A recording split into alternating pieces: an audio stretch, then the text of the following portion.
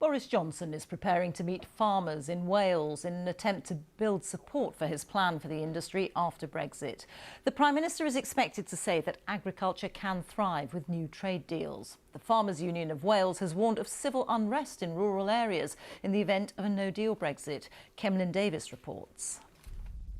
Brexit will change the UK farming landscape one way or another, and as the new Prime Minister continues to talk up the possibility of leaving the EU without a deal, Welsh sheep farmers are bracing themselves.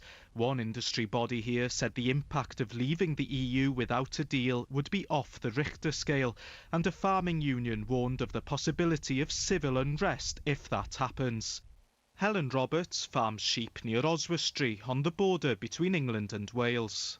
I think it's since Mr Johnson's been saying what he has since the weekend, saying a no deal's more inevitable, there's been more sort of talk of unrest, but it doesn't mean to say, it will happen. As I say, as an association, we want to actually get around the table, get a deal in place. In the event of a no-deal Brexit, sheep exports to the EU will be subject to a tariff of at least 40%, and that would cripple the industry, according to farming unions. Sheep farmers would be especially badly hit. We export about 40% of the lamb that we produce in Wales, and 95% of that goes to the EU. So you can imagine the sort of impact losing that access to that market will have. The new Prime Minister says he still hopes to reach a deal with the EU, but is prepared to leave without one on the 31st of October. And on a farm visit to Wales this afternoon, Boris Johnson will seek to reassure the farming community about the opportunities the UK government thinks Brexit will bring. When you look at the global growth over the next 10 years, 90% of that will come from outside of the European Union. We clearly want to access the largest slice of that possible, but it also doesn't mean that we want to close our door or turn our backs on the market in Europe.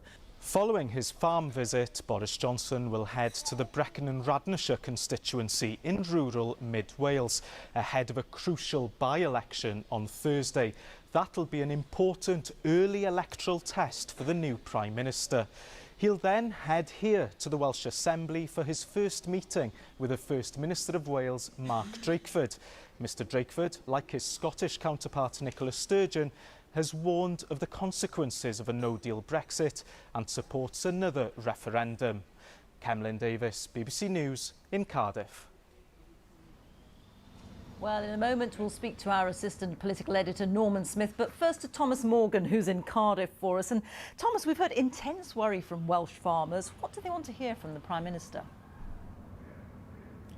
Well, they want some clarity because arguably farmers in Wales and across the UK face the biggest shake-up of all the sectors that will be impacted after Brexit.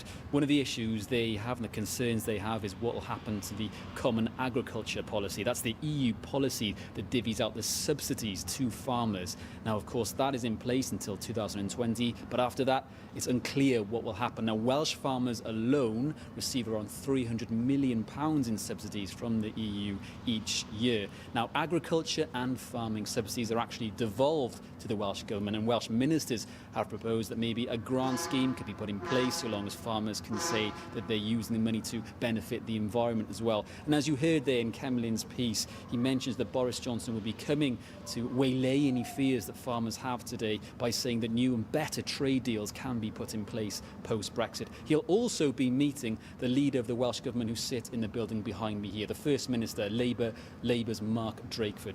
Now, Mark Drakeford has already been echoing the views and the concerns of the farming unions in Wales, saying that a no deal would be catastrophic for Welsh farming, catastrophic for the Welsh economy, adding that the PM does not have a public mandate for a no deal.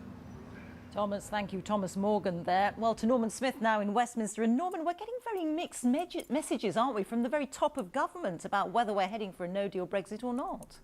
Well, it's absolutely true, Rita. The government has been blowing hot and cold on whether there's going to be a deal or no deal. But here's the curious thing. In the past 24 hours or so since he embarked on his grand tour of the Union, Boris Johnson just seems to have dialed down the rhetoric a bit on no deal. So this morning, for example, He had a telephone conversation with the Irish Taoiseach Leo Varadkar, their first since he became Prime Minister, and he struck a pretty emollient tone, guaranteeing that there's not going to be a hard border in Northern Ireland, stressing too that his preference was for some sort of agreement, and he hoped to enter the negotiations in a spirit of friendship.